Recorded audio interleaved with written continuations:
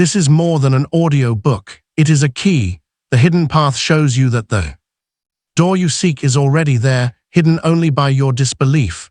The moment you choose knowing over searching, your entire reality begins to.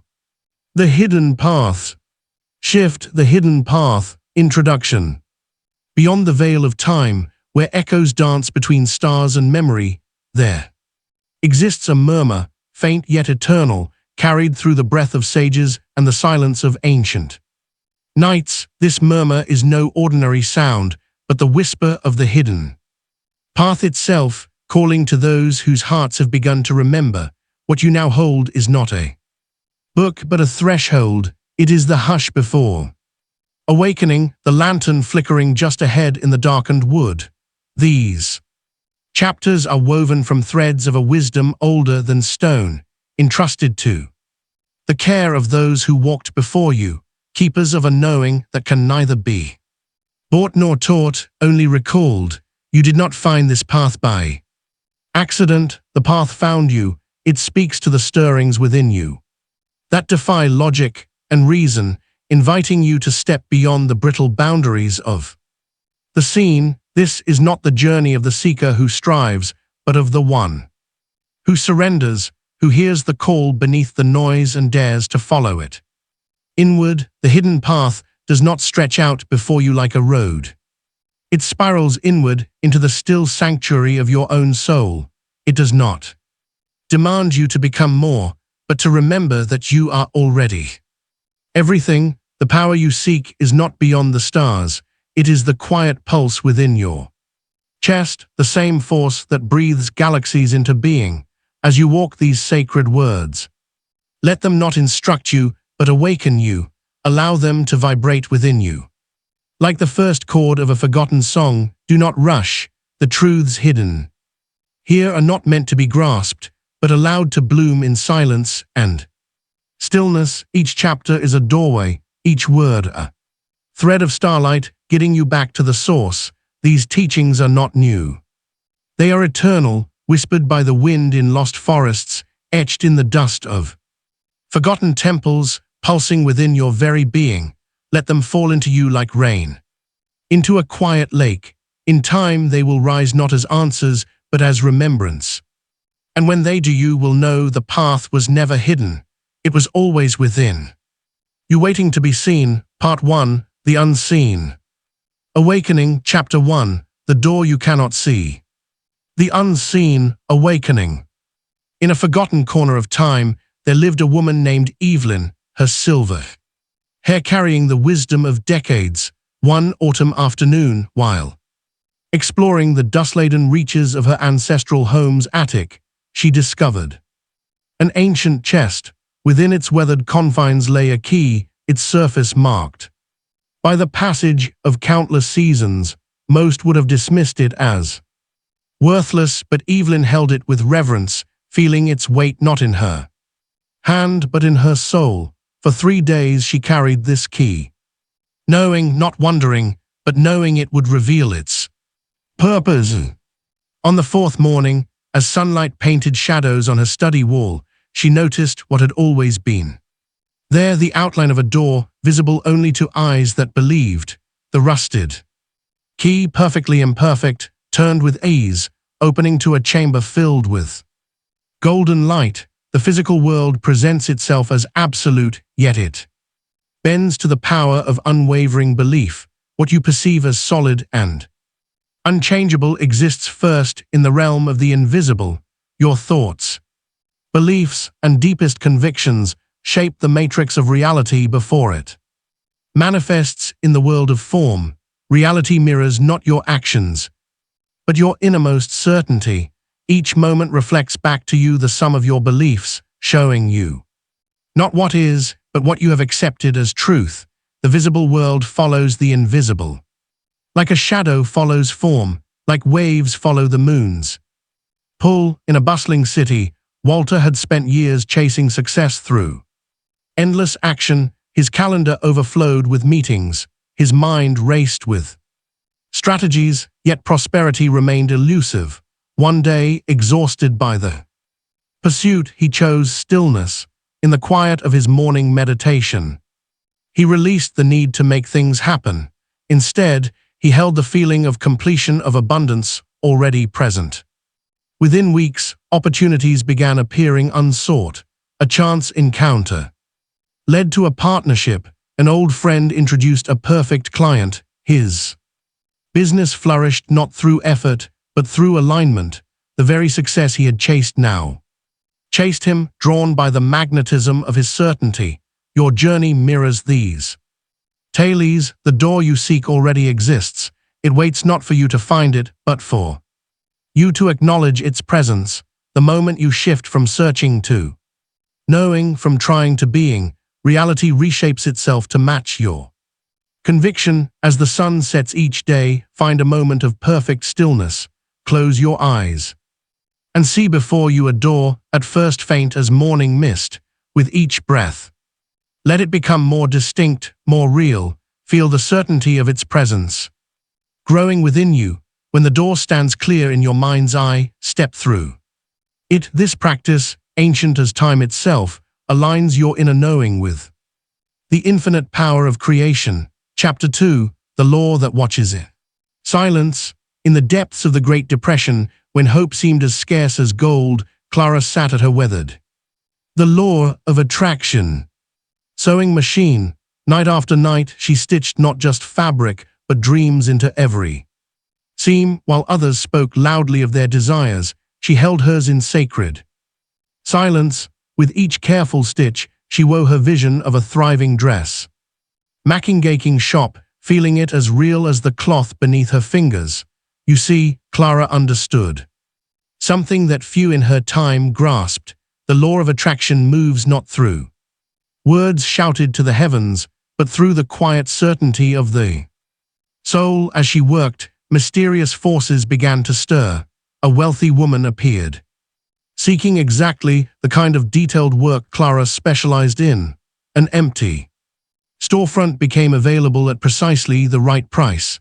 Thread and fabric arrived as gifts from unexpected sources. The law of attraction operates with the precision of gravity, responding not to what you say or do, but to who you are. Like the moon pulling the tides, your inner state draws corresponding circumstances into your experience. This force never sleeps, never pauses, never fails to match your deepest convictions with their physical equivalents. When you understand this truth, you realize that every moment of your life has been a demonstration of this law. Every circumstance, every relationship, every experience reflects the sum total of your inner state.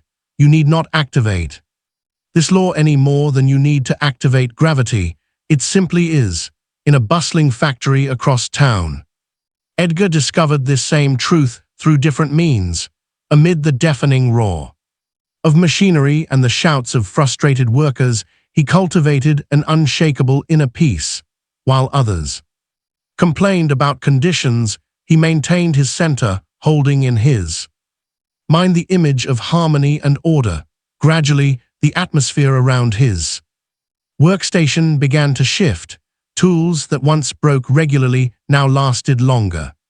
Colleagues who had been confrontational became cooperative. His supervisor, noting the island of calm that surrounded him, promoted him to floor manager. Edgar never spoke of what he wanted, he simply held it as truth within himself. You too possess this power. The law of attraction responds not to your words, but to your state of being. Your world transforms not through external demands, but through internal alignment. For the next day, practice the art of silent creation.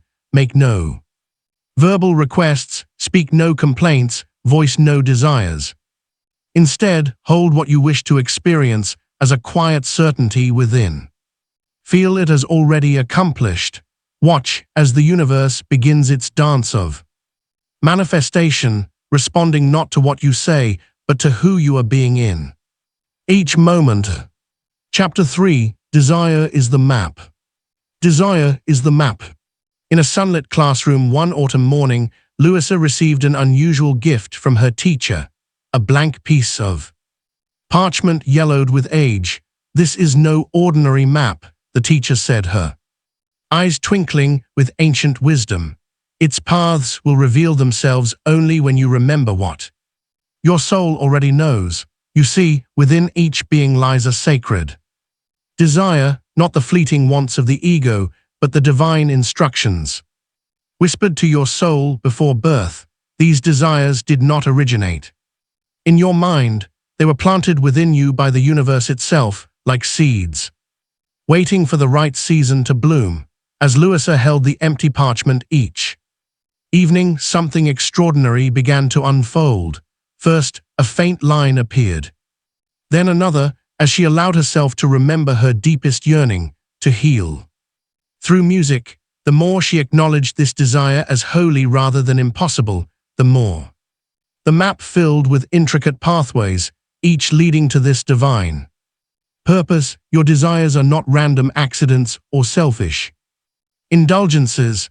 They are sacred coordinates guiding you toward your destined contribution to the world.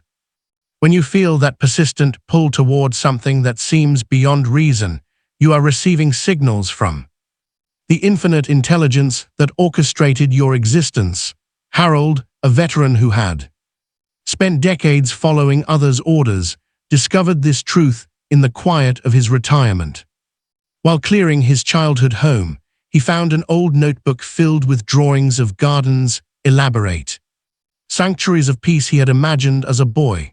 In that moment, he realized his lifelong attraction to creating spaces of tranquility wasn't just a hobby to dismiss. It was a divine assignment he had carried within him all along.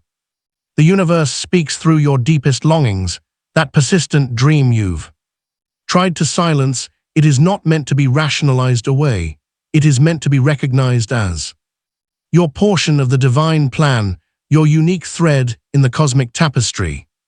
Now take your journal and write your most persistent desire, not as a wish list item, but as a sacred mission statement. Begin with these words: I was born to. Let your hand move across the page as though transcribing an ancient truth.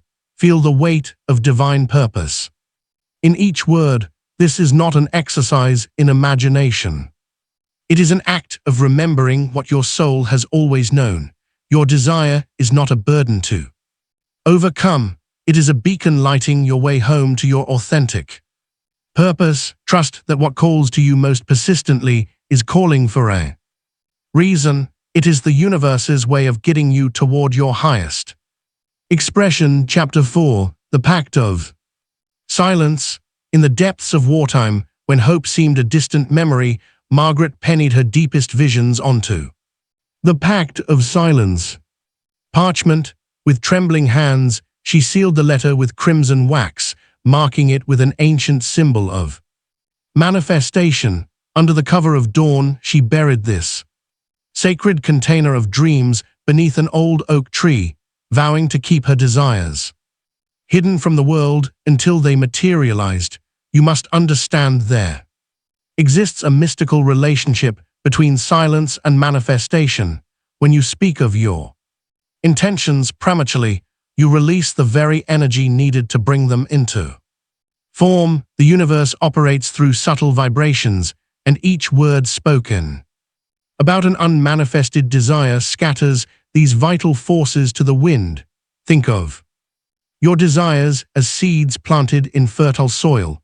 Just as a gardener knows not to disturb a seed while it takes root, you must protect your manifestations during their delicate period of gestation. Every time you speak of what is still forming, you expose it to the harsh elements of others' doubts, fears, and misunderstandings. These external energies can weaken the pure vibration of your intention. Rufus, a gifted musician, understood this sacred principle. In his small apartment, he composed melodies that would later move thousands to tears. Yet while these compositions were taking shape, he shared them with no one. He knew that each note needed to be nurtured in the silence of his own certainty before it could withstand the world's gaze. Only when the music had fully matured within him when it carried the unmistakable resonance of completion. Did he allow others to hear it? This is the power of sacred secrecy. When you hold your visions in the quiet sanctuary of your own heart, you give them the space to gather. Strength, you allow the universe to work uninterrupted, weaving together the invisible threads of manifestation without the static of external opinions or premature celebration. Margaret's buried letter manifested word for word, not because she wrote it, but because she honored it with her silence. Rufus's music touched souls not because he spoke about it, but because he protected it until it was ready to emerge. Now you are invited to practice this ancient art of sacred silence. Choose one significant goal, one precious seed of manifestation. For the next 30 days, create a vault of silence around this intention. Feel it growing stronger within you. See it taking shape in your mind's eye, but speak of it to no one. Let your energy remain fully focused on nurturing this vision rather than dispersing it through words. This is not about secrecy for secrecy's sake. It is about understanding the alchemical power of contained energy. In this silence, you will discover that the universe speaks most clearly when you stop announcing and simply allow. Chapter 5.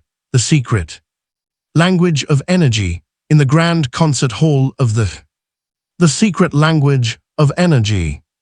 Ancient city, Pearl stood alone with her violin. No audience filled the seats. No applause awaited her performance as she drew her bow across the strings. Something extraordinary unfolded. The dust particles dancing in the shafts of sunlight began to shift and swirl, responding to each note she played. The higher the frequency of her music, the more the light seemed to shimmer and transform. You live in a universe of vibration. Every thought you hold, every emotion you experience, radiates a specific frequency into the field of infinite possibility, just as Pearl's violin notes visibly altered the light in that empty hall. Your internal state shapes the very fabric of your reality. The universe responds not to your actions, but to your frequency. This truth has remained hidden from those who seek external solutions to internal misalignments.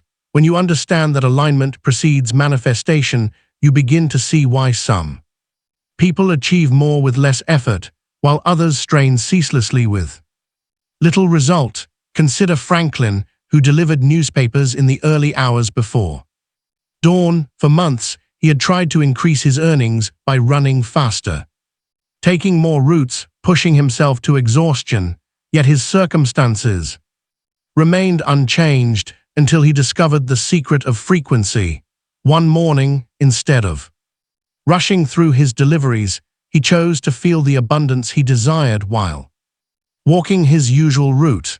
With each paper he placed on a doorstep, he emanated the feeling of prosperity. He didn't change his actions, he changed his resonance. Within weeks, generous tips began appearing in envelopes.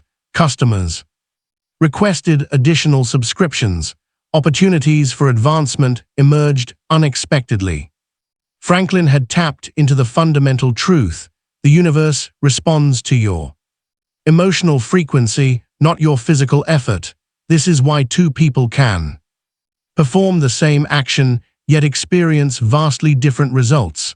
One operates from a frequency of lack, the other from abundance. One moves from anxiety, the other from peace. The action may look identical, but the frequency tells a different story. Just as Pearl's violin demonstrated that frequency shapes physical reality before it's even heard, your emotional state is continuously broadcasting a signal that the universe must match. This is not metaphor, it is physics operating on a quantum level. Your invitation now is to become a conscious broadcaster of frequency for 7 minutes each day. Deliberately elevate your emotional state without requiring any external circumstance to change. Feel abundance before the money Arrives, experience peace before the situation resolves, emanate joy before the reason appears. This is not pretense, it is alignment with the frequency of what you wish to attract. Sit quietly and allow yourself to generate these elevated emotions.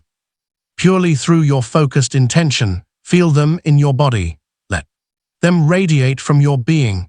You are learning the language that the universe actually speaks, the language of frequency. Chapter 6, The Shadow of Doubt. In a valley where flowers bloom year-round, Wesley inherited the shadow of doubt. Grandmother's garden, a place where legend said even desert roses would flourish. With packets of seeds in hand, he began his work, yet with every seed he planted, a whisper of doubt poisoned the soil. These won't grow, the legends were wrong, this is impossible. Day after day, Wesley watered empty beds, his thoughts seeping into the earth like toxic rain, while other gardens in the valley burst with color. His remained barren. The seeds, though planted in rich soil, refused to sprout beneath the weight of his disbelief. You must understand, doubt is not merely the absence of faith, it is an active force as potent as belief itself. When you doubt, you are not neutral, you are actively believing in what you do not want. Your doubt becomes the fertilizer for the very reality you wish to avoid. The universe cannot distinguish between what you want and what you believe. It simply reflects back the strongest frequency you emit. When doubt overshadows desire, you plant the seeds of your own disappointment. In a distant town lived Nellie, a woman who chose to trust beyond reason. When her fields lay parched from drought, she set her table each night with an extra plate, believing rain would bring unexpected guests. While others hoarded their last drops of water, she shared hers freely, knowing more would come. When neighbors questioned her sanity, she smiled and said, "I choose to trust irrationally." Soon spring's long thought dry began bubbling up beneath her land. Travelers bought seeds from distant lands, filling her gardens with flowers never before seen in those parts. Her irrational trust had tapped into a deeper truth, that doubt is often the only barrier between you and the miracle you seek. Your doubt is not protecting you from disappointment, it is guaranteed. Each time you entertain doubt, you plant a seed of the very outcome you fear. But here is the secret that the ancient ones knew: doubt can be transformed, just as Wesley's garden remained barren until he understood the poison of his thoughts. Your reality awaits your cleansed belief. Take now the sacred practice of transmutation. On a piece of paper, write every doubt that clouds your vision. Hold nothing back. Then in ritual of release, burn this paper, watching your doubts transform into ash. On a new page, write the opposite truth, the reality you choose to believe. Speak these words aloud each morning, not as affirmations, but as declarations of what you know to be true in the deepest chambers of your being. This is not positive thinking, it is energetic alchemy. You are not convincing yourself of anything, you are choosing which seeds to plant in the garden of your consciousness. Chapter 7, You were never walking alone. In the depths of the earth, where darkness held ancient secrets, Thomas, you were never walking alone, descended each day into the coal mines. Unlike his fellow miners who carried talismans or muttered prayers, Thomas walked in silent communion. He had discovered something remarkable. When he stilled his thoughts and opened his heart, an unseen presence walked beside him. This presence needed no name, no formal invocation. It was as natural as breathing, as constant as the heartbeat of the earth itself. In the blackest tunnels, where even lanterns seemed to surrender to shadow, Thomas felt guided by an invisible hand. His tools would stop just before hitting unstable rock. His feet would pause before treacherous ground. Without words, without pleas, he moved in perfect synchronicity with something greater than himself. You two are never alone, the same force that guides stars through the cosmos walks beside you in every moment. It requires no elaborate ritual, no desperate petition. It asks only for your recognition, your willingness to acknowledge its constant presence. When you align with this force, you tap into an intelligence far beyond human comprehension. This is not about asking for help, it is about accepting the help that has always been there. The universe maintains countless systems in perfect harmony. Surely it can guide you through your daily life. Consider Esther, who lived in a small cottage by the sea. One morning, she woke with a simple knowing. She would begin asking for signs, not with words or specific requests, but with an open heart. She noticed yellow butterflies appearing when she needed courage, certain songs playing at crucial moments, and specific numbers showing up in perfect sequence. These were not coincidences, they were confirmations of an eternal dialogue between the visible and invisible realms. The more Esther acknowledged these signs, the more frequently they appeared, creating a sacred language between her and the universe. This is the truth that mystics have guarded through ages. Divine guidance is not occasional, it is constant. You are already being led, already being shown the way. The only question is whether you are attuned to this guidance. Your practice now is to enter into conscious communion with your unseen guide. Each night before sleep claims you open your heart to receive a sign. Make no specific demand, simply rest in the certainty that guidance will come.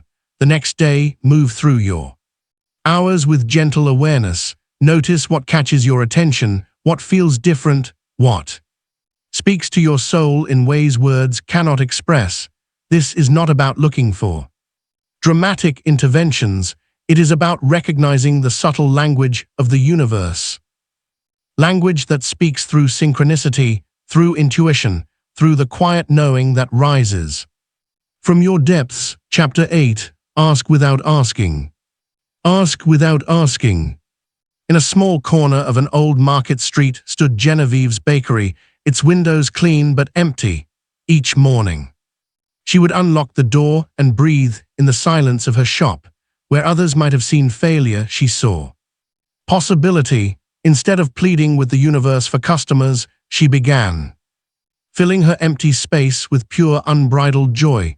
She danced between the vacant tables, her heart overflowing with gratitude for what was yet to come.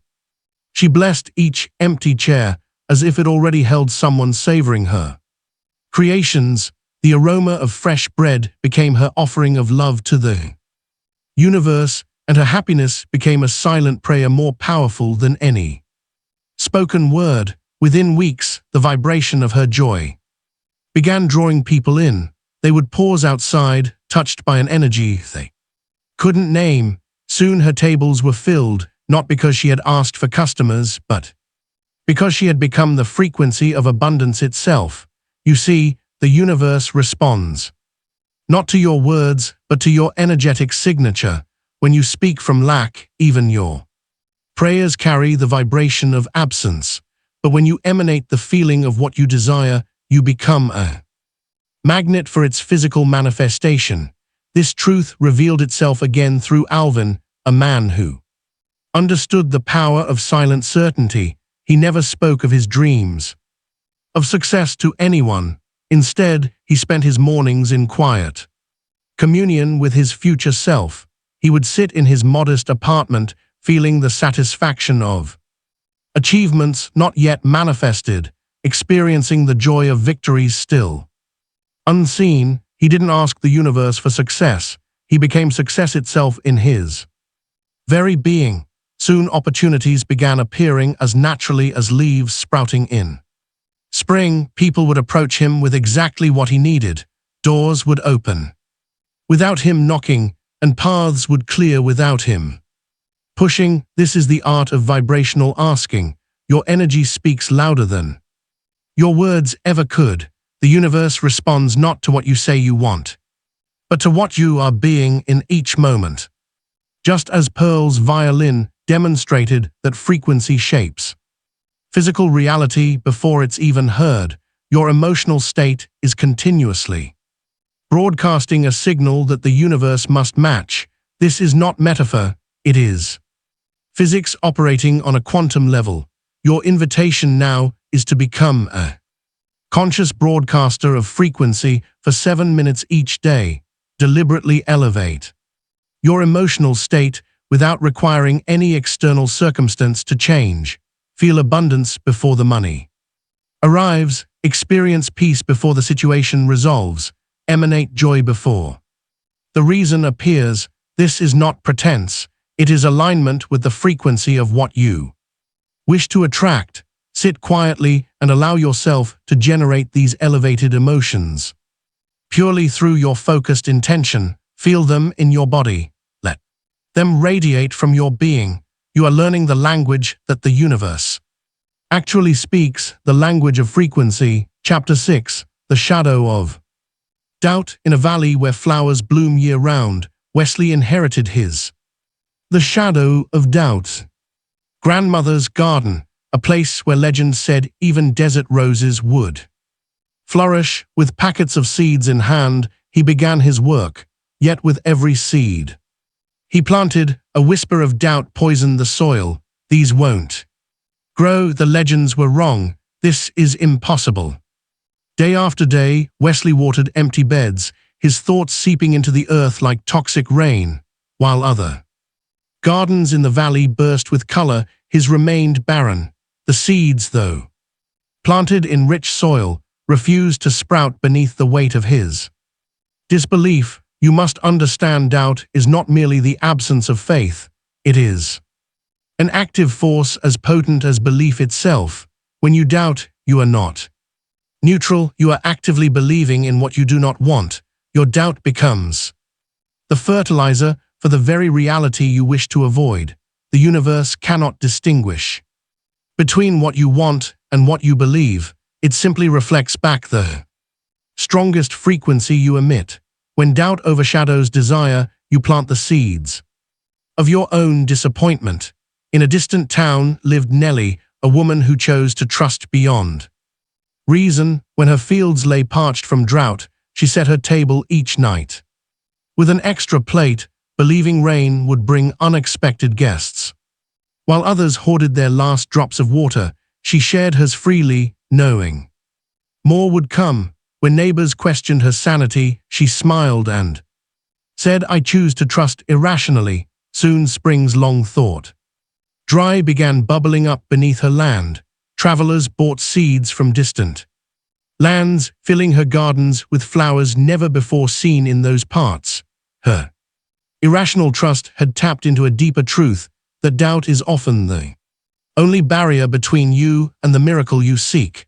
Your doubt is not protecting you from disappointment. It is guaranteed. Each time you entertain doubt, you plant a seed of the very outcome you fear. But here is the secret that the ancient ones knew: doubt can be transformed, just as Wesley's garden remained barren until he understood the poison of his thoughts. Your reality awaits your cleansed belief. Take now the sacred practice of transmutation. On a piece of paper, write every doubt that clouds your vision. Hold nothing back. Then in ritual of release, burn this paper, watching your doubts transform into ash. On a new page, write the opposite truth, the reality you choose to believe. Speak these words aloud each morning, not as affirmations, but as declarations of what you know to be true in the deepest chambers of your being. This is not positive thinking, it is energetic alchemy. You are not convincing yourself of anything, you are choosing which seeds to plant in the garden of your consciousness. Chapter 7, You were never walking alone. In the depths of the earth, where darkness held ancient secrets, Thomas, you were never walking alone, descended each day into the coal mines. Unlike his fellow miners who carried talismans or muttered prayers, Thomas walked in silent communion. He had discovered something remarkable. When he stilled his thoughts and opened his heart, an unseen presence. Walked beside him. This presence needed no name, no formal invocation. It was as natural as breathing, as constant as the heartbeat of the earth itself, in the blackest tunnels where even lanterns seemed to surrender to shadow. Thomas felt guided by an invisible hand. His tools would stop just before hitting unstable rock.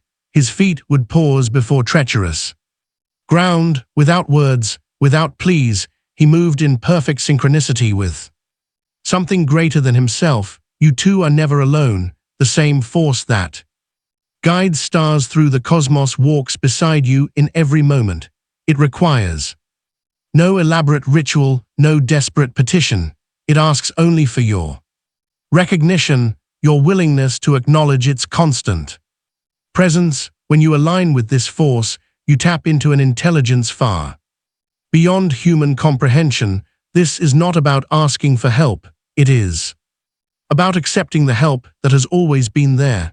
The universe maintains countless systems in perfect harmony. Surely it can guide you through your daily life. Consider Esther, who lived in a small cottage by the sea.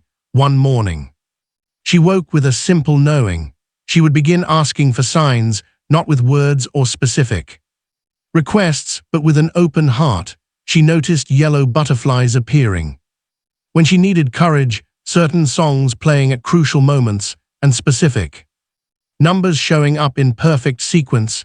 These were not coincidences, they were confirmations of an eternal dialogue between the visible and invisible realms. The more Esther acknowledged these signs, the more frequently they appeared, creating a sacred language between her and the universe. This is the truth that mystics have guarded through ages. Divine guidance is not occasional, it is constant. You are already being led, already being shown the way. The only question is whether you are attuned to this guidance. Your practice now is to enter into conscious communion with your unseen guide. Each night before sleep claims you open your heart to receive a sign. Make no specific demand, simply rest in the certainty that guidance will come. The next day, move through your hours with gentle awareness. Notice what catches your attention, what feels different, what speaks to your soul in ways words cannot express. This is not about looking for dramatic interventions. It is about recognizing the subtle language of the universe. Language that speaks through synchronicity, through intuition, through the quiet knowing that rises from your depths. Chapter 8. Ask without asking. Ask without asking. In a small corner of an old market street stood Genevieve's bakery, its windows clean but empty. Each morning, she would unlock the door and breathe in the silence of her shop. Where others might have seen failure, she saw possibility. Instead of pleading with the universe for customers, she began filling her empty space with pure, unbridled joy. She danced between the vacant tables, her heart overflowing with gratitude for what was yet to come. She blessed each empty chair as if it already held someone savoring her creations. The aroma of fresh bread became her offering of love to the universe, and her happiness became a silent prayer more powerful than any spoken word. Within weeks, the vibration of her joy began drawing people in. They would pause outside, touched by an energy they couldn't name. Soon her tables were filled, not because she had asked for customers, but because she had become the frequency of abundance itself. You see, the universe responds not to your words, but to your energetic signature. When you speak from lack, even your prayers carry the vibration of absence. But when you emanate the feeling of what you desire, you become a magnet for its physical manifestation. This truth revealed itself again through Alvin, a man who understood the power of silent certainty. He never spoke of his dreams of success to anyone. Instead, he spent his mornings in quiet communion with his future self. He would sit in his modest apartment, feeling the satisfaction of achievements not yet manifested. experiencing the joy of victories still. Unseen, he didn't ask the universe for success. He became success itself in his very being. Soon opportunities began appearing as naturally as leaves sprouting in spring. People would approach him with exactly what he needed. Doors would open without him knocking, and paths would clear without him pushing. This is the art of vibrational asking. Your energy speaks louder than your words ever could. The universe responds not to what you say you want, but to what you are being in each moment. It is energetic alignment with your chosen reality. As you master this practice, you'll discover that the universe has been waiting not for your words, but for your resonance with what you seek. Chapter 9, The Hidden Yes. The Hidden Yes. In a village where matchmakers whispered and young hearts yearned, Marjorie walked alone, not in sadness, but in a peculiar state of knowing, while others saw her unmarried status as a mark of misfortune. She discovered something remarkable within herself, a quiet, unshakable yes that arose from the depths of her being. This yes wasn't a response to any question, it was a state of alignment, a recognition that love wasn't something to chase, but something to embody. As she tended her garden, prepared her meals, and went about her daily life, she carried this yes like a sacred flame. She didn't need to announce it or seek confirmation. She simply knew. Within months, love found her naturally, effortlessly, as if it had always been waiting for her to align with its frequency. The universe had never withheld love from Marjorie. She had simply needed to become the version of herself who could receive it. You see, the universe's response to your desires has already been given.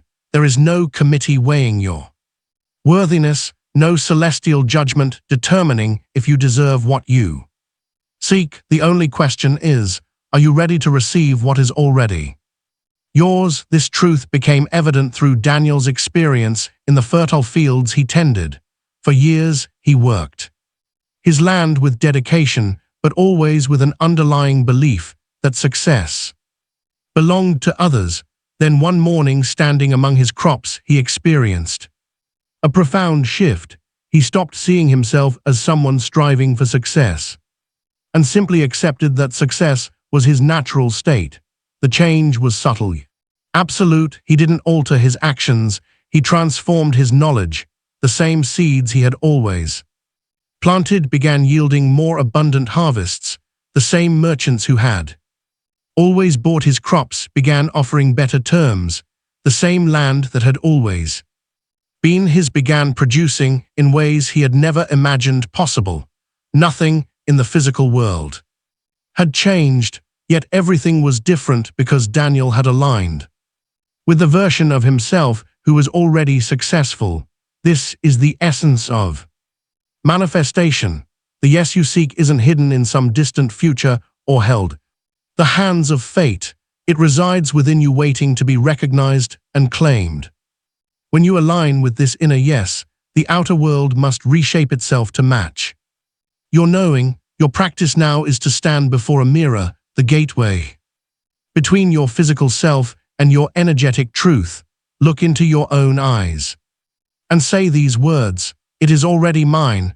Repeat this declaration until you feel the shift from hope to knowing, from wanting to having. This isn't an exercise in convincing yourself of something untrue. Rather, it's an alignment with what has always been yours, waiting for you to claim it. Chapter 10, The Mirror Begins to. The mirror begins to move. Move in the quietest corner of the city library, where ancient wisdom rested on mahogany shelves. Lillian stood arranging books with practiced precision. For years she had moved through these halls as though trying not to disturb the air itself. But on this particular morning, something within her shifted, like a key turning in an invisible lock. She began carrying herself as though the library was her kingdom, not her hiding place. She walked the aisles as if each step left golden footprints. She spoke with quiet authority, not apologetic whispers. she didn't change her actions, she transformed her essence. Within weeks, the world responded. Patrons began seeking her counsel on matters beyond book recommendations. The library board invited her to lead new initiatives. Speaking engagements appeared. The same person in the same role suddenly commanded a different response from the universe, all because she had first commanded it from herself. You see, reality holds no fixed shape. It molds itself around your deepest knowing of who you are. The outer world has no choice but to rearrange itself when you fundamentally shift your inner landscape. This is not magic, it is law. Consider George, who spent his days beneath car engines, hands covered in grease. While others saw a mechanic, he began seeing himself as a leader of men. He didn't announce this shift. He didn't apply for promotions or demand recognition. He simply began thinking, moving and responding as a leader would. Soon, younger mechanics started coming to him for guidance. Customers began asking his advice on business matters unrelated to cars. Within months, he was offered partnership in the garage, not because he had asked, but because he had already become what he desired in the depths of his being. The universe doesn't respond to what you want, it responds to what you are. Your outer world will always align itself with your inner knowing. This is why those who understand this law don't wait for external permission to become what they desire. They claim it first within themselves, knowing the outer must follow the inner. Your practice now is to greet each morning with a powerful declaration of who you are becoming. As the sun rises, write these words: I am now the version of me who complete this statement with the identity you are stepping into. Don't write what you hope to be or what you're working toward. Write who you are in this moment, in the deepest truth of your being. This practice isn't about affirmation, it's about alignment. You're not trying to convince yourself of something untrue. You're declaring your alignment with what is already true in the unseen realm, waiting to manifest in the seen. Part 2: The Silent Alignment. Chapter 11: The Power of Unspoken Knowing. In the depths of winter, when the power of unspoken knowing. Most gardens lay dormant beneath frost. Eliza knelt in her soil. Her husband's passing had left an emptiness in the air, yet she refused to fill it with empty words. Instead, she carried her certainty like a flame, warming the earth with her presence. You too hold this power within you, the power of unwavering certainty that needs no voice, no explanation, no external validation. When you reach this level of alignment, your very presence becomes a force that shapes reality. Watch how Eliza's garden responded to her silent knowing. As spring approached, flowers bloomed weeks before their time. Vegetables grew in abundance, though she had planted nothing new. Neighbors whispered about her green thumb, but they missed the truth. It wasn't her actions that called forth such bounty. It was her unshakable alignment with life itself. This is the essence of true manifestation. When you align so completely with what you know to be true, the universe has no choice but to reflect your certainty. Words become unnecessary. Explanations become redundant. Your energy speaks with an authority that surpasses any verbal declaration. Consider Jonah, who held a vision of gathering people to restore the old buildings in his town. At first, he tried to convince others with passionate speeches and detailed plans, but when he stopped explaining and simply began the work, something shifted. People started showing up, tools in hand. His silence, coupled with unwavering action, spoke louder than any words could have. You see, the universe responds not to what you say, but to what you are. When your being becomes aligned with your knowing, reality must shift to match your frequency. This is not about manifesting through force of will. It is about becoming so aligned that manifestation occurs naturally, like water flowing Downstream. The question is not how do I make this happen, but rather can I be so certain that words become unnecessary? Can you hold your truth with such clarity that explanation becomes redundant? Your practice now is to embrace sacred silence for one full day. Resist the urge to explain your actions, defend your choices, or justify your path. Let your energy speak for itself. Move through your day with the quiet certainty of one who knows rather than one who needs to prove. Notice how others respond not to your words, but to your presence. Observe how reality begins to align with your silent knowing. This is not a practice in passivity, it is an exercise in spiritual authority, the kind that requires no announcement because its power is self-evident. Chapter 12. Protect the flame. Protect the flame. In the depths of night, Florence sat before her wooden drawer, a sanctuary where her deepest truths lay hidden. Her poems, fragments of her soul captured in ink, remained locked away from prying eyes. You might recognize this instinct within yourself, this sacred urge to protect what matters most. Watch closely now, for here lies wisdom as ancient as time itself. One evening, as Florence knelt in her usual vigil, something extraordinary occurred. Her verses, though sealed behind wood and metal, began to emit a soft luminescence. The drawer itself seemed to pulse with an inner light, as if the power of her protected dreams had grown too strong to contain. This revelation speaks to a universal truth: energy that is guarded grows in strength. When you shield your deepest aspirations from the casual glances and careless words of others, you allow them to gather power in the silence. Your dreams are like delicate seedlings. They require darkness and protection before they can withstand the harsh light of day. Consider the subtle ways your own energy disperses when you speak too soon of what you hold dear. Each premature sharing, each eager explanation releases power that could have been concentrated into manifestation. The universe honors what you protect. Henry understood this principle well. Each night, without fail, he would light a single candle in his window. This flame represented his most cherished vision, one he never spoke of, one he tended in perfect silence. He simply stood guard over his light, watching it dance in the darkness, allowing its power to build night after night. In time, what that candle represented materialized in his life as naturally as dawn follows dusk. You too possess dreams that require this level of devotion and protection. They are not meant to be scattered in casual conversation or diluted by explanation. They are meant to be nurtured in sacred silence until their power becomes undeniable. Your practice now calls for the creation of a sacred space, an altar to your protected vision. Choose a quiet corner of your home where you can place symbols of what you're cultivating.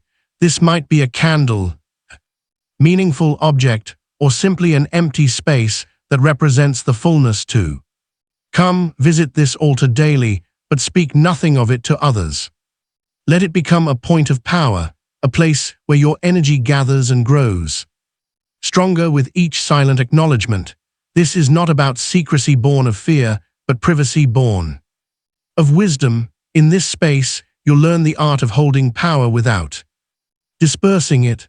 You'll discover how silence can become a vessel for manifestation and how protected energy naturally expands to fill the shape of your desires. Chapter 13. The Vow of the Hidden. The Vow of the Hidden Path. In the depths of the Great Depression, when hope seemed as scarce as bread, Sylvia walked the dim hospital corridors with a presence that defied the darkness of those times. You see, she had discovered something that transcended the limitations of medicine. The power of invisible healing.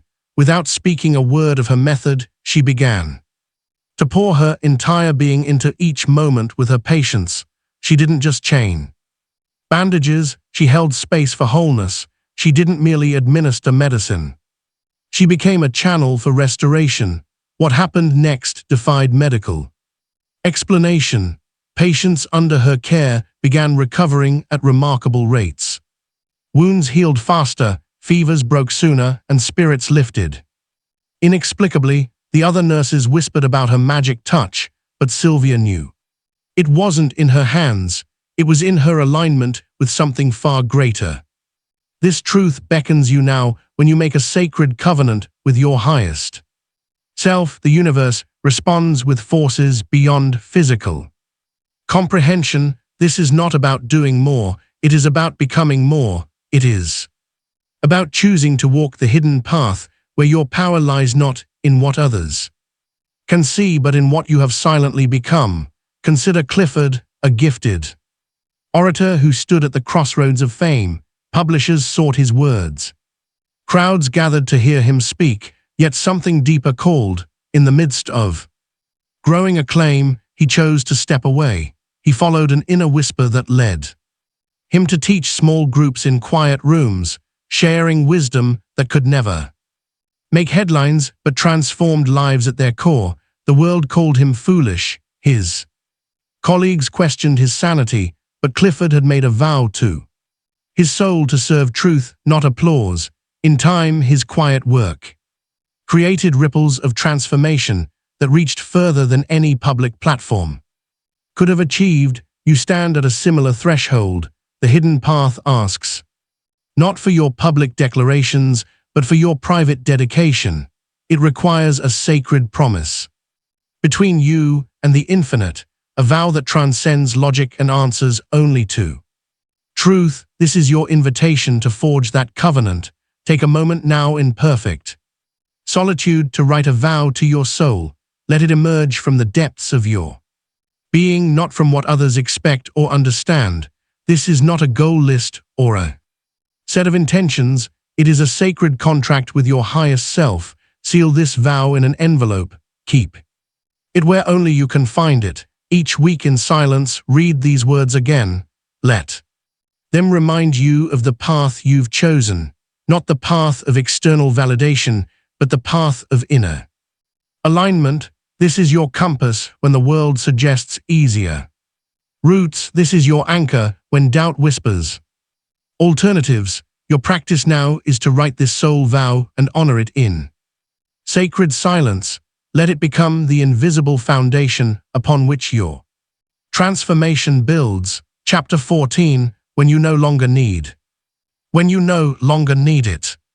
In the quiet corners of an old farmhouse, Agnes tended to her empty nursery each morning, dusting picture frames that held no photos, straightening blankets that warmed no child. Her longing echoed through empty rooms until the day she understood. You see, her desperate need had become a wall between her and her deepest desire. This truth awaits your recognition. When you cling too tightly to what you want, you create resistance in the very fabric of creation. The universe cannot fill hands that are already clenched. It is in the gentle opening, the sacred letting go, that space is made for miracles. Agnes began a different practice. Instead of pouring her pain into that empty room, she started nurturing joy itself. She planted flowers, sang to birds, loved freely, becoming a mother to life itself. Within weeks, what she had released returned to her naturally. She discovered she was with child. This principle operates with unwavering precision in every aspect of existence. Your desires are not wrong, but your attachment to them may be blocking their arrival. When you need something too desperately, you broadcast the frequency of lack, and lack must then respond. Witness Reuben, a merchant who had chased wealth with such intensity that poverty seemed to follow him like a shadow. His ledgers consumed his thoughts, his fears of lack poisoned his sleep. Then one morning something shifted. He looked at his simple breakfast and felt rich. He walked through his modest shop and felt abundant. He stopped seeing what was missing and began treasuring what was present. The transformation was subtle at first.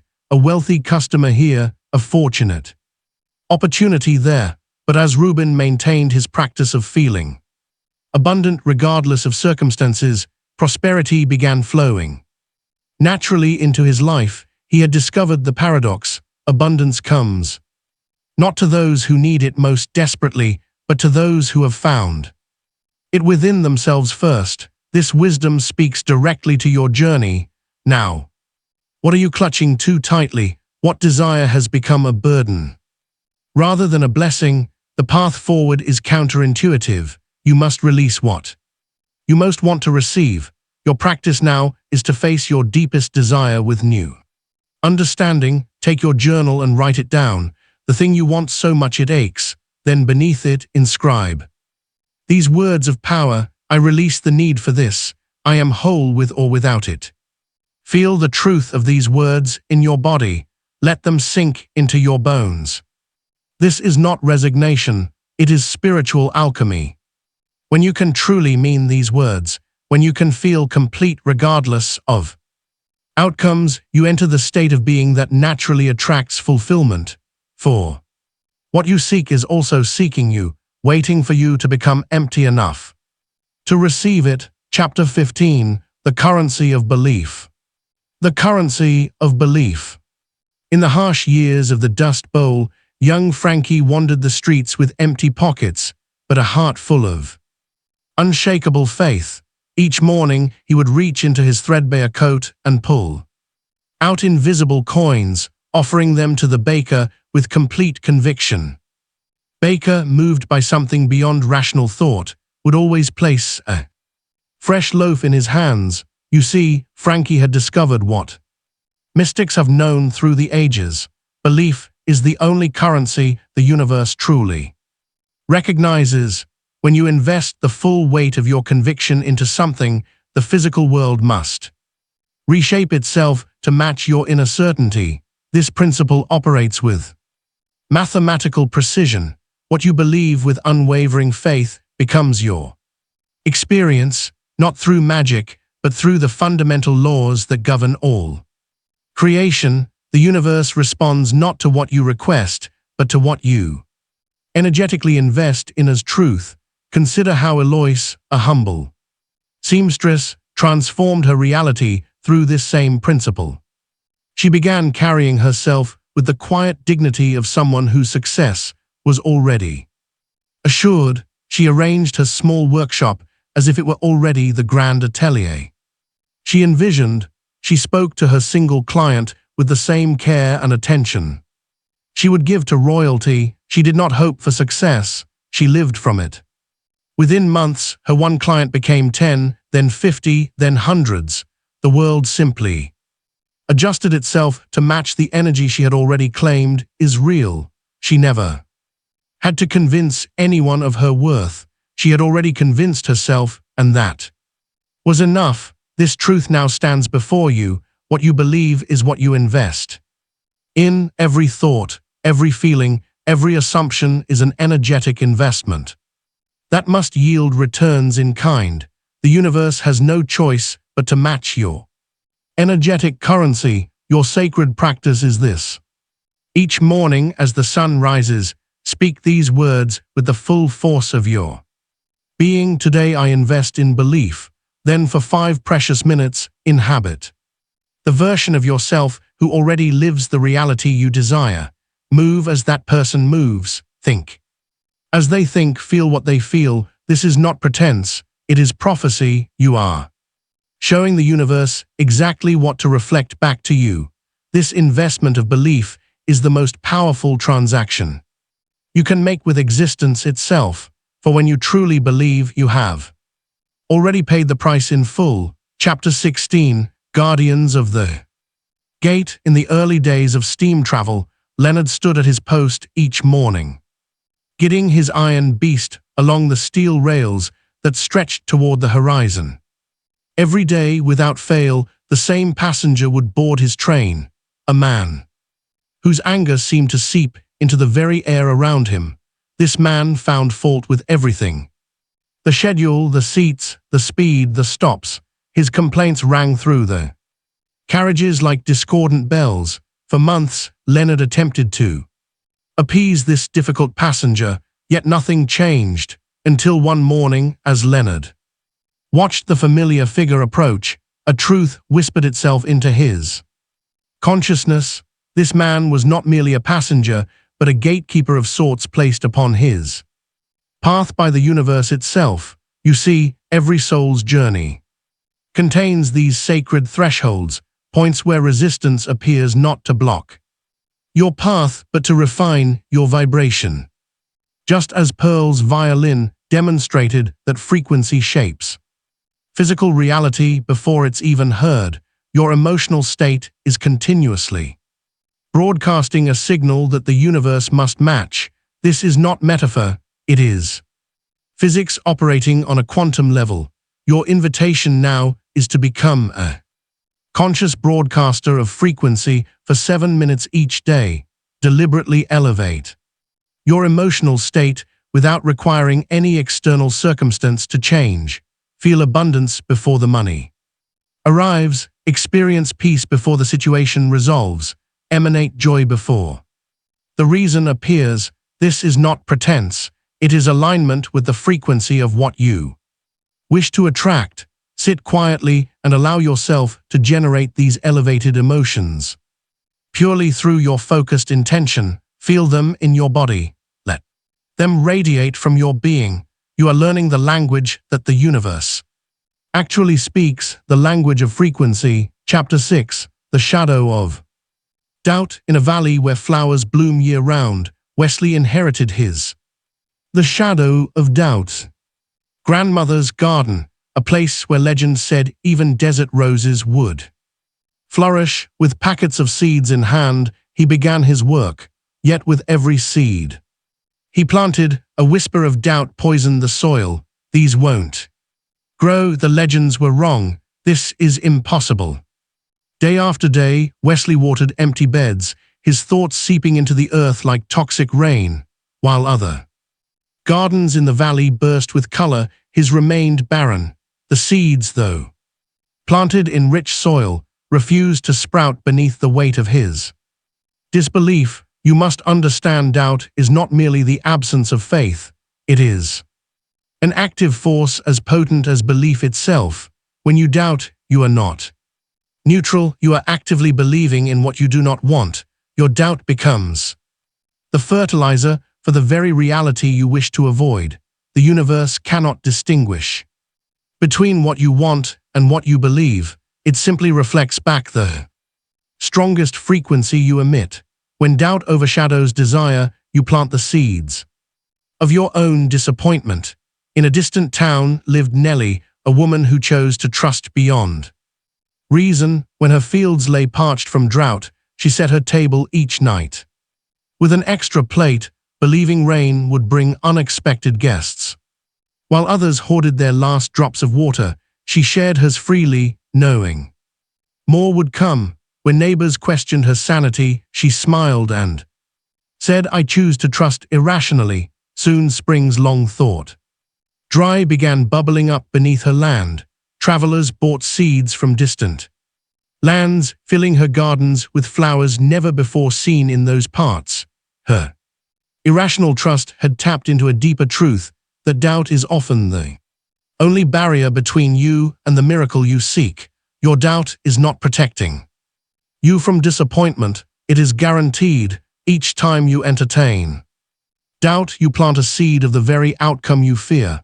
But here is the secret that the ancient ones knew: doubt can be transformed, just as Wesley's garden remained barren until he understood the poison of his thoughts. Your reality awaits your cleansed belief. Take now the sacred practice of transmutation.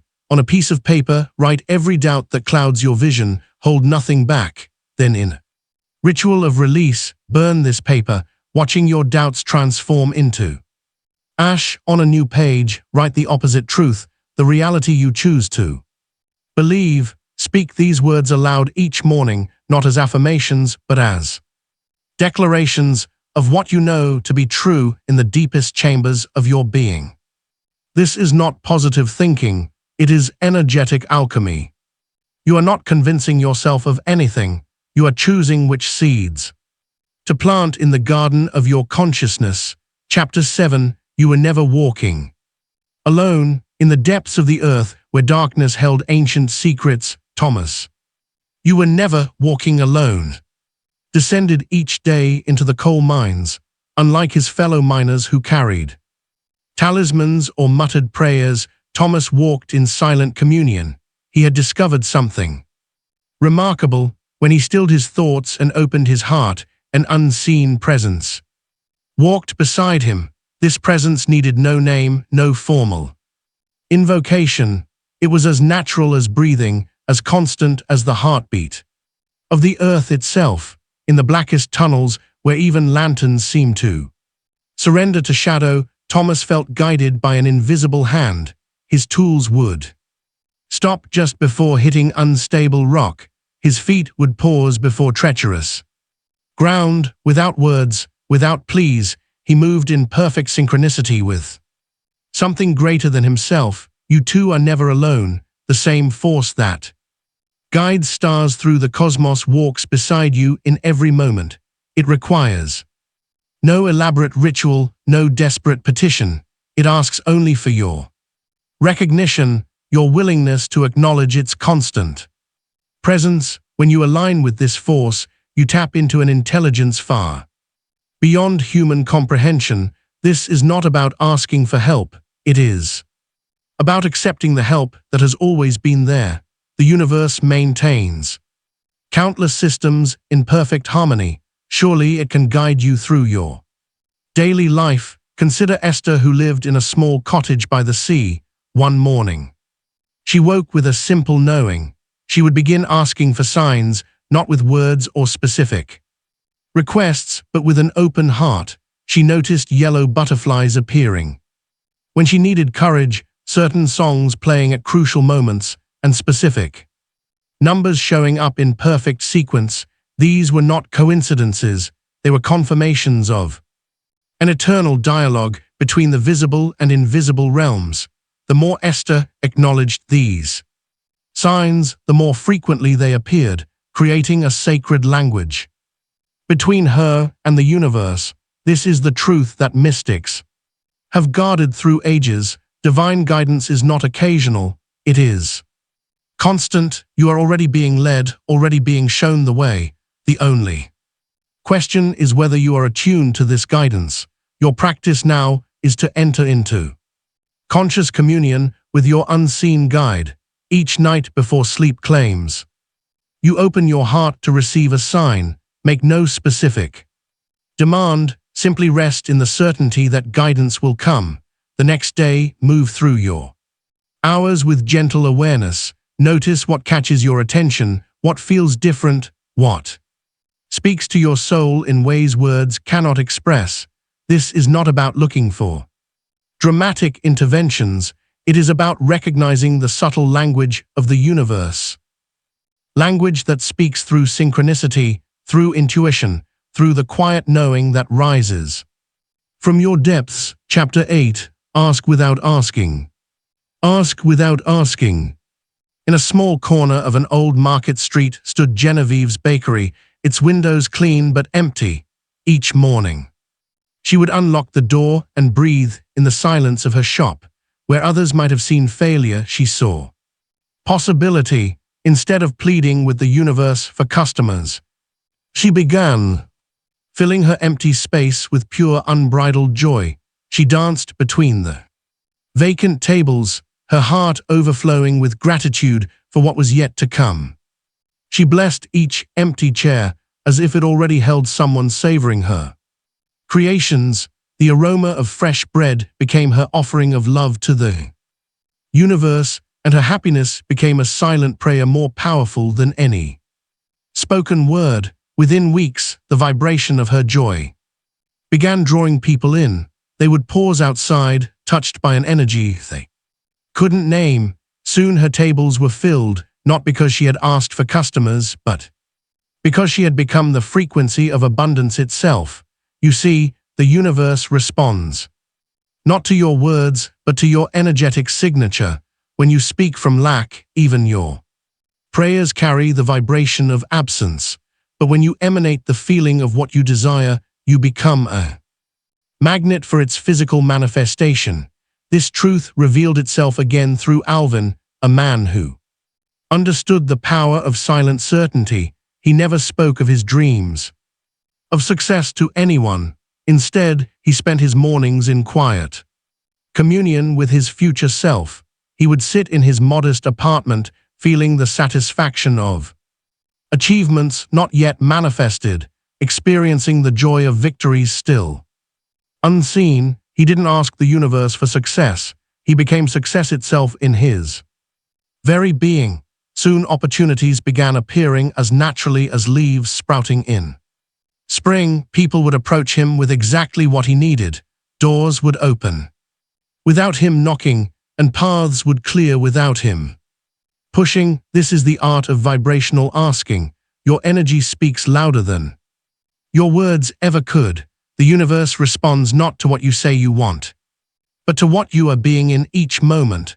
When your very presence vibrates with the reality you desire, you need not voice a single request. Your practice now is to enter the realm of silent asking. Each morning before the world awakens, sit in perfect stillness. Instead of forming requests with your lips, become the version of yourself who has already received everything you desire. Feel it in yourselves. Let this feeling saturate your being until it becomes your natural state. This is not pretense. Success is not found in what others can see, but in the quiet certainty you carry within. When you feel peaceful despite outer chaos, when you maintain joy regardless of circumstances, this is when you know true alignment has begun. Once this internal shift takes root, nothing can prevent its outer manifestation. It is as certain as dawn the following night. The universe must respond to your new vibration, not because you have earned it, but because it is law. Sacred practice. Each night before rest claims you take a moment to reflect. Ask yourself, what shifted within me today? Record in your journal one internal change, no matter how subtle. Perhaps you felt more peace during a challenging moment, or maintained joy when you would normally feel frustration. These small shifts are the seeds of profound transformation. This practice will help you recognize that true change happens in moments no one else can see. By acknowledging these inner victories, you strengthen their power to reshape your outer world. Part 3: The Revelation of Mastery. Chapter 21. Power you can't talk about. High in the misty hills where wisdom runs deep and silence holds ancient secrets, lived a woman named Geraldine. Those who found their way to her door never spoke of how they knew to come. They simply arrived, drawn by an unseen force. She worked with herbs and touch, yet never once claimed to be a healer. The animals of the forest would lie at her feet, receiving her quiet energy and rise transformed. Not once did she speak of her gift. You must understand this fundamental truth. Power in its purest form requires no declaration. Just as the sun never announces its ability to give light, true spiritual mastery operates in silence. When you align completely with the universal force, your very presence becomes the power. No words needed, no validation required. This silent strength represents the highest form of vibrational mastery. It is not about being seen, recognized, or understood. It is about becoming so aligned with your inner truth that reality has no choice but to respond. Think of how the moon pulls the tides without a sound, how gravity holds worlds together without explanation.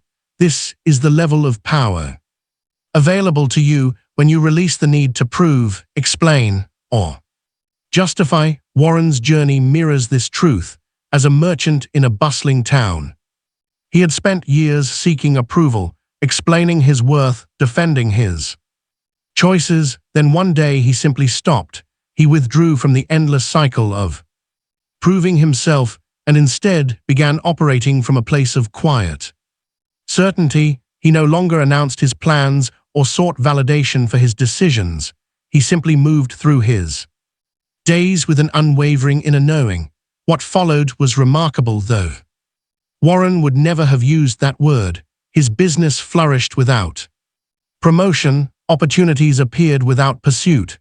Those who once questioned his methods now sought his counsel, yet he offered no explanation for this transformation, understanding that true power needs no voice. You see, the most potent forces in your life often go unnoticed by others until their effects become undeniable, like the invisible wind that shapes mountains, like the silent growth that splits concrete. Your aligned energy will transform reality without fanfare or announcement. Sacred practice. Select one area of your life where you habitually seek validation, perhaps in your work, relationships, or personal choices. For the next 7 days, withdraw completely from seeking any external approval in this area. Do not explain your actions. Do not seek confirmation. Do not defend your choices. Simply move forward with quiet certainty, knowing that your alignment is enough. Let the results speak for themselves.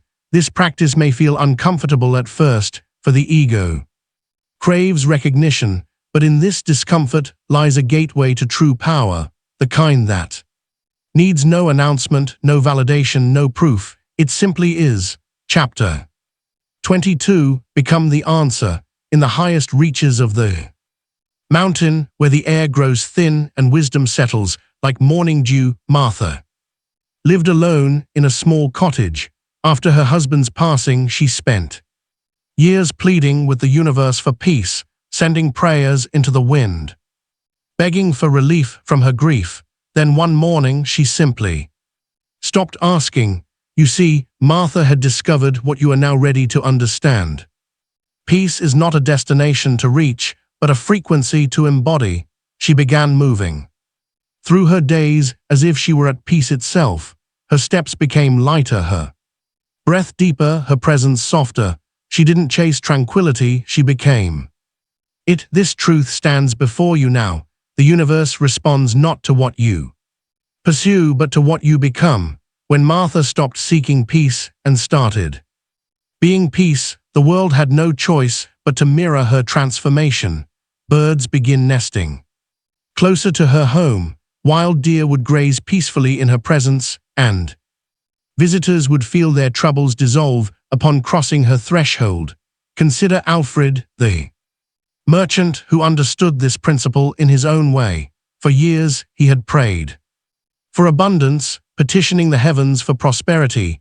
His breakthrough came when he ceased his desperate prayers and instead began moving through life as someone who knew abundance was already his. He walked differently, he spoke differently, he made decisions not from lack but from the unwavering knowing that prosperity was his natural state. The universe has no choice but to respond to your energetic signature. When you shift from seeking to being, from asking to embodying, reality reshapes itself to match your frequency. This is not about pretending or forcing. It is about allowing yourself to vibrate at the frequency of your desires. Your desires are not random wishes. They are glimpses of a version of you that already exists. That version is not waiting to be created. It is waiting to be embodied. When you wake each morning, you stand at a crossroads between who you have been and who you are becoming. The question before you is not what do I want, but who must I become? The path opens not through endless asking, but through the quiet embodiment of the truth you seek. Like Martha, like Alfred, you are called to stop chasing and start being. Sacred practice. As the sun rises each morning, before your feet touch the ground, ask yourself, what does the version of me who has it all do today? Then let every action flow from that elevated state of being. Move as that version of yourself would move. Speak as they would speak. Choose as they would choose. This is not an exercise in pretending. It is an invitation to step into your highest truth. Chapter 23. Unseen yet undeniable, in a quiet corner of a small town. Library, where sunlight filtered through dusty windows and ancient wisdom lingered between weathered chapters. Dolores understood a truth you are now ready to receive. Each morning she would arrange 12 chairs in a perfect circle, light a single candle, and open her chosen book. For weeks she sat alone, yet her certainty never wavered. You see, Dolores had discovered what you must now embrace. True power needs no announcement. She held within her the unwavering knowledge that these chairs would be filled not through promotion or persuasion, but through the magnetic force of aligned energy. The universe responds to certainty with certainty. As Dolores sat in her solitude, reading aloud to empty chairs, something shifted. In the town's fabric, first came an elderly gentleman, drawn by an inexplicable pull, then a young mother with restless hands. Soon, without advertisement or invitation, every chair held a soul, seeking what Dolores had known was waiting. This principle manifests itself in countless ways, as Nelson's story reveals. In his workshop at the edge of town, Nelson crafted a simple tool, a device born from pure inspiration. He never spoke of it, never tried to sell it, never pushed it upon anyone. Yet one by one, his neighbors began appearing at his door, each somehow knowing they needed what he had created. You stand now at the threshold of this wisdom. What aligns with truth requires no defense. The power you seek does not come from convincing others or proving your worth. It emanates from your unwavering alignment with what you know to be true. When your internal frequency matches the reality you envision, the world has no choice but to respond. Like Dolores's reading circle and Nelson's invention, your truth will draw its own witnesses. The universe does not need your words, it needs your certainty. This is the art of magnetic manifestation, to hold your vision with such clarity and conviction that reality bends to meet it, not through force, not through will, but through the quiet power of aligned energy. Sacred practice each day. Find a space of complete solitude. For 5 minutes, hold your vision within your heart. Speak nothing, force nothing, simply exist in perfect alignment with what you know to be true. Watch as the world begins to mirror your inner certainty. The shifts may be subtle at first. Changed glance, an unexpected invitation, a door that suddenly opens. But like Dolores's empty chairs that filled themselves, your reality will begin to reflect your inner knowing. Chapter 24, The Identity Beyond. Identity. In the quiet corners of her small apartment, Louise sat with a truth that now beckons to you. Each morning, she would look in the mirror and see not the woman marked by loss, but the woman waiting to emerge. Her transformation began not with grand gestures, but with the simple act of choosing a new name, one that carried no history, no wounds, no limitations. You too stand before such a mirror. Now the self you have known, the identity you have carried, is but one frequency among infinite possibilities. Like Louise, who began signing her stories with a name that matched her inner truth, you hold the power to shed the weight of who you once were. The universe knows nothing of your past. It responds only to the energy you emanate in this moment. When Louise released her grip on her former self, allowing a new signature to flow from her pen, the world had no choice but to meet her at this higher frequency. Her words, once heavy with memory, began to dance with possibility. Publishers who had never noticed her suddenly felt drawn to her work. Readers who had never known her name now sought her wisdom. Martin's journey mirrors this truth. For years, he had worn his title like armor: regional sales director, divorced father, weekend golfer. But in one quiet moment, he chose to lay these labels down. He began moving through his days with a different rhythm, speaking with a voice that came from somewhere deeper than his history. He stopped introducing himself by what he did, and began living from who he truly was. The world can only reflect back what you believe about yourself. When you cling to old identities, you anchor yourself to old realities.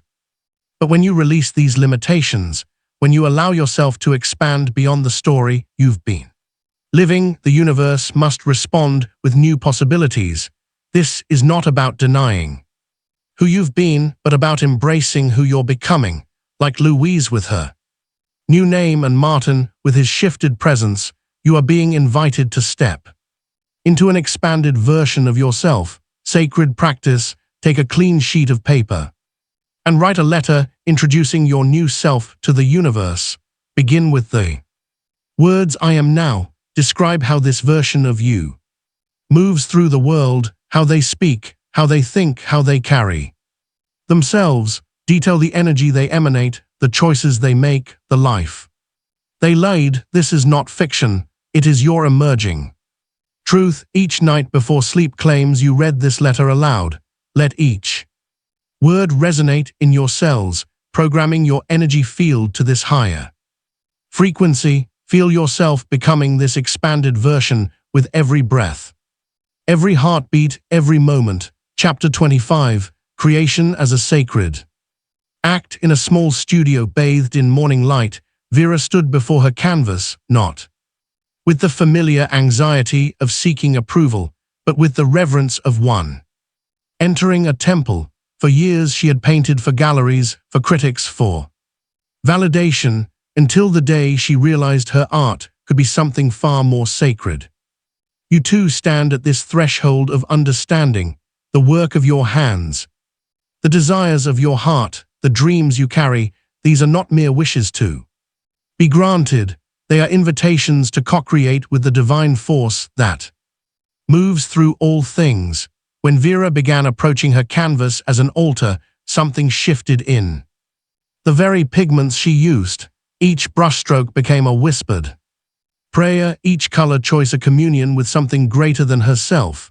She stopped asking, "Will they like it?" and began asking, "Does this honor the sacred?" Her galleries noticed where once they saw technique, they now witnessed transcendence. Her work began selling, not because she marketed better, but because it carried an energy that could not be denied. Clark discovered this same truth in the realm of commerce. His small manufacturing business had always been about profits and deadlines until he transformed his factory floor into holy ground. Every morning he would walk the space, blessing each machine, honoring each employee's contribution as essential to the whole. Meetings became meditation, decisions became divination, and growth became grace. His revenue tripled not through aggressive strategies, but through this subtle shift in consciousness. The universe does not require your striving, it invites your partnership. When you approach your desires as sacred collaboration rather than desperate manifestation, you enter a different dimension of creative power. You are not here to beg the universe for scraps from its table. You are here to sit at the feast as an honored co-creator, to participate in the eternal dance of bringing heaven to earth. This is the hidden truth that transforms ordinary actions into ceremonies of power. Everything is sacred when approached with reverence. Every moment holds the potential for divine partnership. Every action can become a prayer. Sacred practice: select one daily task, something you normally perform without thought. It could be preparing breakfast, writing emails, or tending to your garden. Transform this activity into a sacred ceremony. Before you begin, stand in silence for a moment. Feel the presence of the divine waiting to work through your hands. Move with deliberate grace. Let each gesture carry meaning. If you're cooking, feel every ingredient as a blessing. If you're writing, let each word emerge from your highest self. If you're tending plants, recognize the holy in every leaf you touch. Perform this sacred ceremony for 7 days. Watch how treating one aspect of your life as divine begins to elevate everything around it. For in this practice lies a profound truth: when you honor the sacred in the simple, the extraordinary cannot help but find you. Chapter 26. The Inner Temple. In the stillness before dawn, Iris would sit in perfect silence, eyes closed, traveling inward to a sacred chamber that existed only in her consciousness. This was her true sanctuary, not built of stone and wood, but of thought and reverence. Within this inner chapel she prepared herself for the sacred work of bringing new life into the world. You, too, possess this power to create an inner altar, a holy space that transcends the physical realm. The universe has gifted you with the ability to construct sanctuaries of the mind that no earthly force can disturb or destroy. When Iris attended births, she carried this inner temple with her. Her hands moved with physical skill, yes, but it was the radiance from her internal sanctuary that brought extraordinary comfort to mothers in their most vulnerable moments. She had discovered what the ancient mystics knew, that the most powerful temple is the one built within the silent chambers of consciousness. Roland learned this truth in the harshest of circumstances. Behind prison walls where external freedom was denied, he discovered an infinite expanse within himself. Each day he would retreat to a mental cathedral he had carefully constructed, its windows made of imagination's light, its walls built of unshakable peace. In this inner sanctuary he found a freedom his captors could never touch. Other inmates noticed the change in him, a serene presence that seemed to defy their surroundings. The power to create such a sacred inner space lies dormant within you. This is not mere visualization. It is the art of building a spiritual home within your consciousness.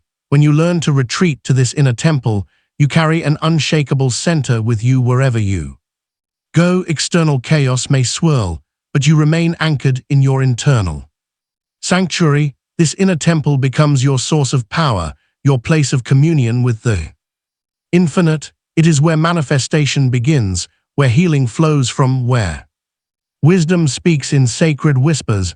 Unlike physical structures that can crumble or be taken away, this sanctuary grows stronger with each visit, more detailed with each meditation, more powerful with each moment of reverence. Sacred practice. Find a quiet moment and close your eyes. Begin to build your inner temple.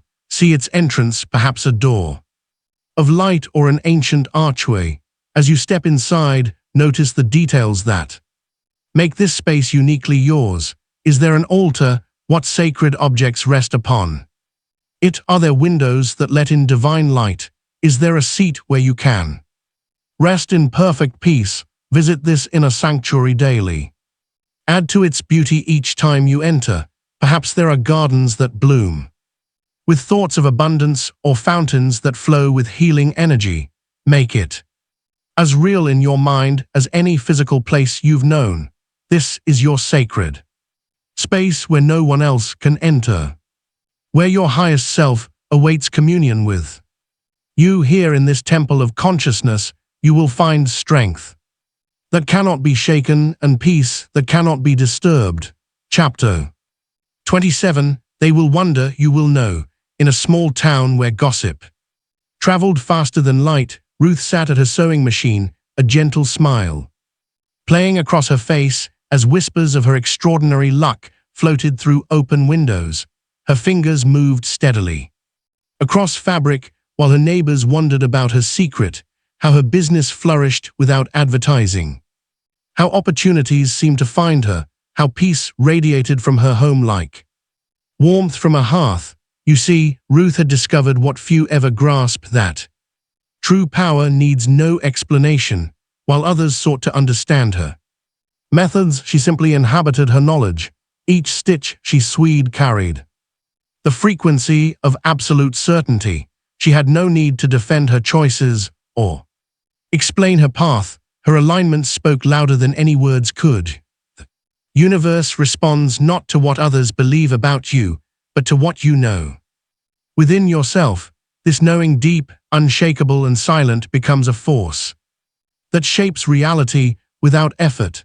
It requires no validation from the external world. In fact, the less you seek to be understood, the more purely your power flows. Consider EMTT, who transformed his small bookshop into the town's most prosperous business, not through conventional methods, but through his unwavering inner alignment. He never joined the Merchants Association or attended networking events. He declined interviews from the local paper while others questioned his approach. He simply smiled and continued.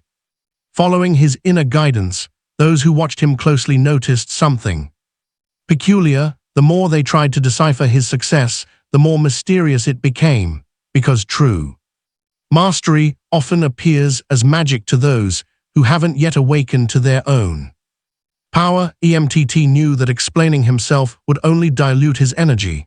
His results spoke for themselves, and that was enough. This is the paradox of spiritual power. The less you try to prove it, the more evidently it manifests. Your knowing is a sacred flame that needs no witness to burn brightly. Let others wonder, let them question. Your role is not to convince, but to embody. When you truly know something in the depths of your being, external validation becomes unnecessary. This is not arrogance, it is alignment. It is the quiet certainty that comes from being in harmony with universal law. Others may call it luck, coincidence, or mystery. You need not correct them. Your results will speak with more eloquence than explanations ever could. Sacred practice. Stand before your mirror each morning and speak these words with quiet certainty. They don't need to understand. I know. And that is enough. Let this truth settle into your bones. Feel the power that comes from releasing the need for others to comprehend your path. Your knowledge is complete within itself. Chapter 28. When you speak, reality moves. In the quiet halls of an old schoolhouse, Hazel taught more through presence than through words. Her students would often recall years later not what she said, but the power they felt when she finally chose to speak. You see, she understood what few ever master, that words carry the weight of your entire being. When you speak from misalignment, your words scatter like leaves in the wind. But when you speak from the depths of your power, reality itself bends to listen. This is not about volume or frequency.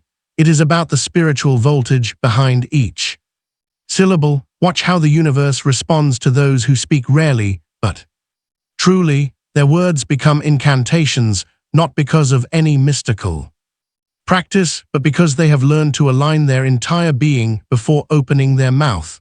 This is the ancient art of sacred speech, where what you say carries the full force of what you are. Victor understood this instinctively at a crucial town meeting. While others debated endlessly, he sat in silence. When he finally rose to speak, just once the room stilled. His words, born from hours of inner alignment, shifted the entire trajectory of the town's future, not through persuasion or rhetoric, but through the sheer power of aligned truth. You have the same power within you. Each time you speak, you are either strengthening or diluting your connection to universal force. Most speak from reaction, habit, or need, but you are learning a higher way, speaking from presence, from power, from the silent core of your being. Notice how your words affect the field around you. When you speak without alignment, you feel the energy scatter. But when you pause, center, and allow truth to rise from your depths, you feel the difference. The air itself seems to carry your words differently. Reality responds not to volume, but to resonance. This is not about controlling speech. It is about elevating it. Let each word you speak be a conscious creation, a deliberate shaping of energy.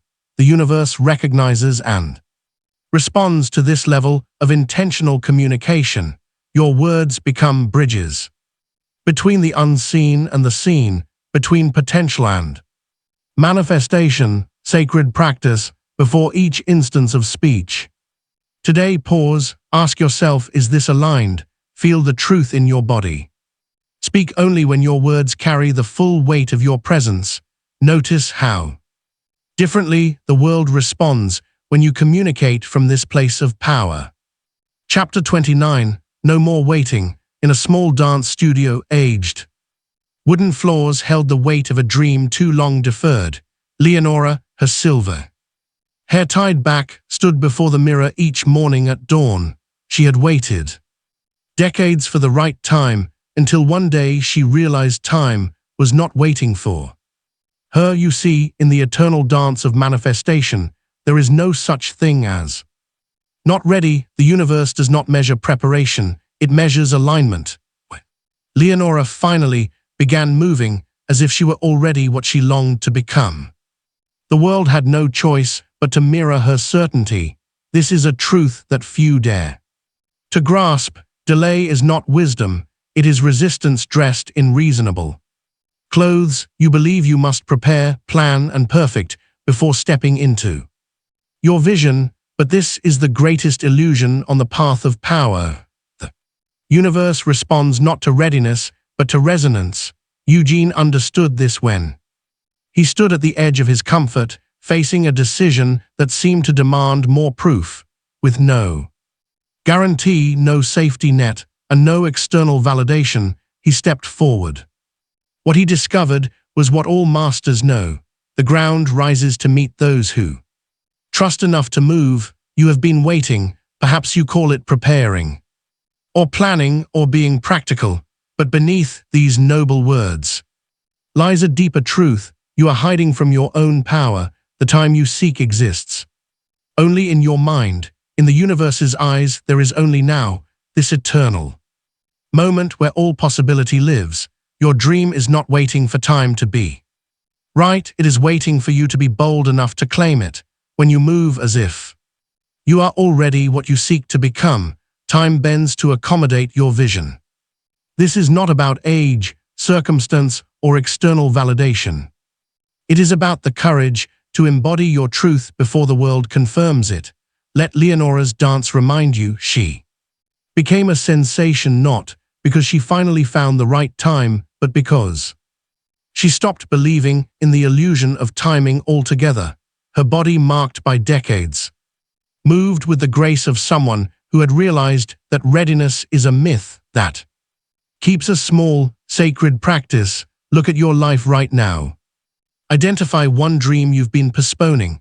Today, not tomorrow, not when you're ready. Take one action that declares to the universe, I am this now. Let it be imperfect, let it be small, but let it be immediate, for in that immediate action, you break the spell of delay and step into the power of now. Chapter 30. The hidden path revealed. In a weathered trunk beneath decades of dust, a simple leather notebook tells the tale of Alma. Her handwriting, delicate yet assured, speaks of miracles that unfolded in a village whose name time forgot. Yet what makes this discovery remarkable is not the events she recorded, but the quiet certainty with which she lived them. You now stand at the threshold of understanding that Alma reached long ago, that the hidden path was never about reaching a destination, but about remembering who you truly are. Through these chapters you have walked the ancient way of silent power. Yet now you must grasp the deepest truth. You are never merely walking the path, you are the path itself. Look back at your journey, every moment of doubt that tested your resolve, every silent victory that strengthened your faith. These were not random occurrences, but divine orchestration. Just as Stanley, who spent years questioning his direction until one morning he saw the perfect pattern of his life unfold before him. In that moment of clarity, he understood that every step, even those that seemed to lead nowhere, was perfectly aligned with his soul's evolution. The power you seek has never been lost, it was simply waiting to be remembered. Like Elmer's notebook filled with accounts of everyday miracles, your life is a testament to the quiet magic that unfolds when you align with your true Nature, she never announced her power, never sought validation for her gifts. She simply lived in complete alignment with the truth she knew. Within, what you have learned through these chapters is not new wisdom. It is ancient knowing awakening within you, the silence you've cultivated, the certainty you've nurtured, the presence you've embodied. These were not skills to acquire, but remembrances of your original state. Sacred practice. Take a moment now to honor your journey. Find a quiet space where you can be undisturbed. With pen in hand, write letter to your past self, the one who first opened these chapters seeking answers. Write these words: you made it. You became who we were always meant to be. Let each word carry the weight of recognition, of coming home to yourself. This is not an ending, but an awakening to the truth that has always lived within you. Conclusion. From the moment these words found you, a sacred transmission began. Not through the chapters you held, but through the silence between them. Each teaching awakened what your soul has always known, that true power needs no announcement, that the universe bends to unwavering certainty, and that manifestation flows from alignment, not effort. You have discovered why the ancient masters spoke in whispers, why the deepest truths were passed in silence. It was never about keeping secrets, it was about preserving power. The noise of the world drowns out wisdom, but in the quiet spaces between thoughts, divinity speaks. Your journey through these chapters has been more than learning. It has been remembering that you are not separate from the force that moves worlds, that your desires are divine assignments, and that your presence alone can shift reality when aligned with truth. Look now at how you have changed. Notice how you carry yourself differently, how you speak less but mean more, how you trust the unseen with the certainty of one who knows. This transformation was not taught, it was remembered. You have reclaimed your original state of power, where manifestation is as natural as breathing. The world may continue its frantic dance of doing, proving, and chasing, but you have found a different way. You have remembered that true power lies in being, not doing, in knowing, not showing, in vibrating at the frequency of your desires until reality has no choice but to match it. This wisdom is now encoded in yourselves. You no longer need external validation or permission. The divine walks with you because it has always been you. You are not just walking the hidden path, you have become it. Let others search for what you have remembered. Your role now is simply to be, to hold the frequency, to know without needing to prove. This is not an ending, it is your return to your original state of mastery. Your journey doesn't end here. Click on this next audiobook that I promise will completely transform your perspective.